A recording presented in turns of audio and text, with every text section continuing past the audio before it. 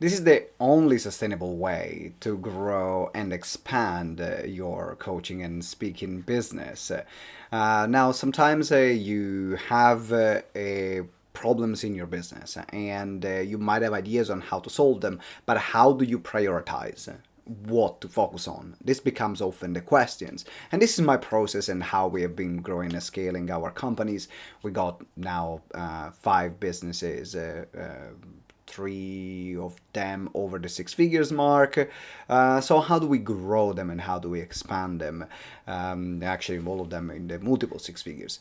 So now the question here in this lesson of the week that I want to deliver is a process that I use. And when I find that I'm struggling and maybe there are problems, let's say that I don't have enough clients and things have been really slow, I'm then starting to look at, okay, what is the initial problem?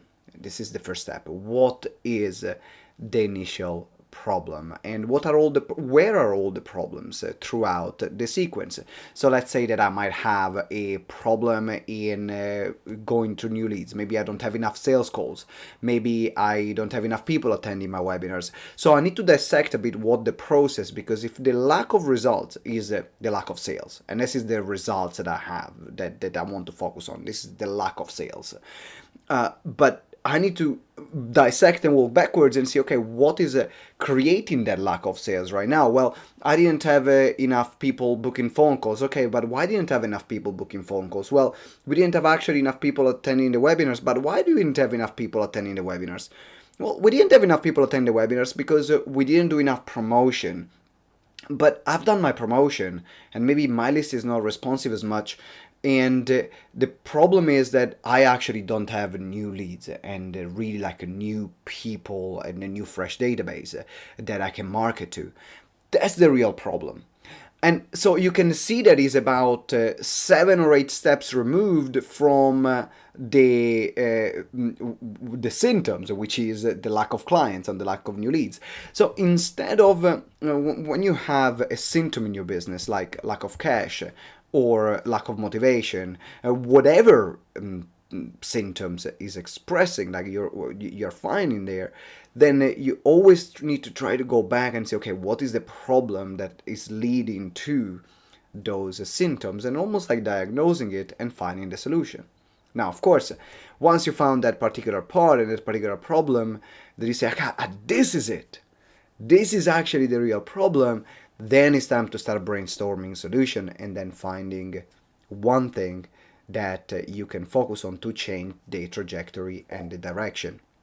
And if you think about it and you really want to grow and expand your business, the mentality is always solving the next problem.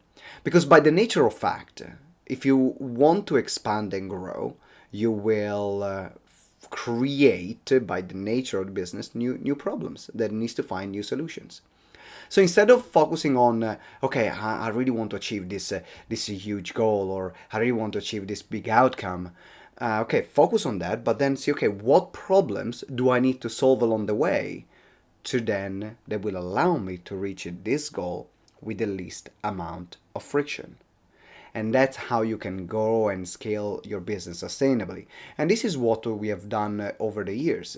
I'm looking at the outcome. I'm seeing, okay, what are the symptoms that I'm experiencing that prevent me to have the growth that I want, and depending on the area of the business. Look backward and say, okay, what is creating this problem? What is creating this problem? What is creating this problem? And then start brainstorming solutions that I can put in place. So I'll give you an example. We had recently a situation where we didn't have enough people booking calls. And we said, well, the result was the lack of the sales that we wanted to achieve. This was the symptom that we saw. Then I walked back and said, okay, well, we didn't actually don't have enough people booking calls. Okay, that's why we're not making the sales. Also, we don't have enough new people attending the webinars. So there is a pattern. Now is like new people. That was a pattern, was lack of new people. I'm saying, okay, but what is creating lack of new people where we're not tapping into new audiences? Okay, but what do I do that allows me to tap into new audiences consistently? And my business model is partnerships. I use a lot of partnerships for them to promote our other people to promote our webinars and direct people to us. And that's our entire business model. And I know that if I don't have enough partnerships, then actually I don't have enough people on the webinars, which means I don't have enough sales calls, which means we don't have enough clients, which means that then we have cash flow problems. And so what I love about this process, it allows me to find what is the real issue. What is the real issue that I need to solve? And then this is where the tricky part begins. Because once you find what the real issue is, then what do? Then we need to start implementing the solution. But from the moment you implement the solution, most of the time there is a lack of time. It's not that you implement the solution and then immediately you get the outcome that you want. No, you implement the solution and now it needs to go again through these different steps that you have dissected. So you need to allow time for the solution to be embedded. And also you need to apply the solution or more at volume because you have things to catch up. And this now becomes the game of business. Okay, what is the goal that I want to achieve? What are the problems that I'm experiencing that are preventing me to achieve this goal? What is the real problem that if I solve this one is going to have the biggest impact overall? And then trying to make things better. And that gets me to talk about the commitment to the process. A lot of time we are committed to our goals and we are committed to the results that we want to achieve. But we are not committed really to actually just sticking with the process until it works.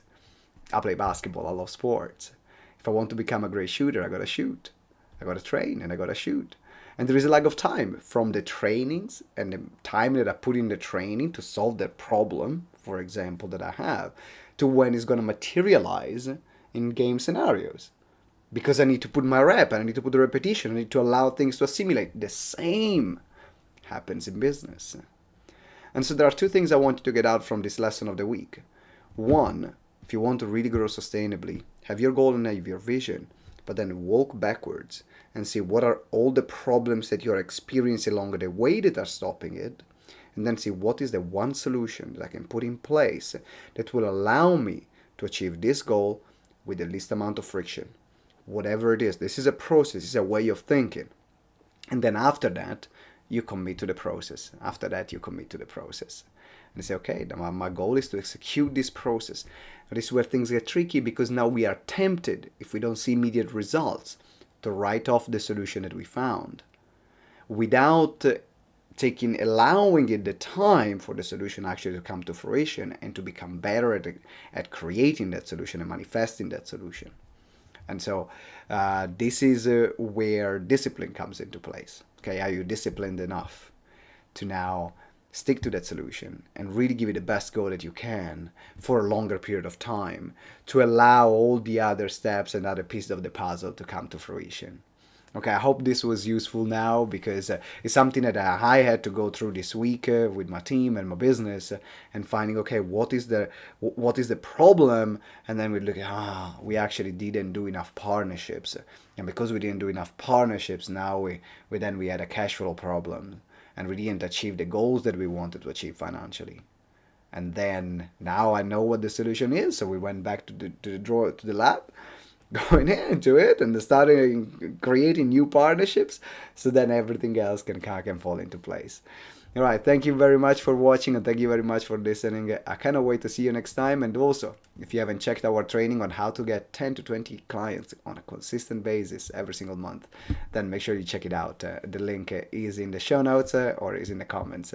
I'll see you there, and then until next week, always remember that together we grow exponentially. Ciao.